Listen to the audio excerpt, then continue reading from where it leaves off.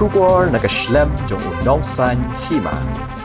Ki Sipai Border Security Force ringkat ki Pulit jong Karanikor Police Station, haka artarik unai wing arja arpusaw haka por kembang khatway beje minmiet, kilalet ban khanra ya kawai ka ying jong kawai ka Longkmie, kabelatip kerteng kum kateng di sangma sopu arsnam karta, nakasnong tilagon, kabahap harajai Border Outpost Southwest Khasi Hills District, bat haka tiga jing khanra layo ban Kurup kumbah nyo pohajar tingka ka Pisa Thok.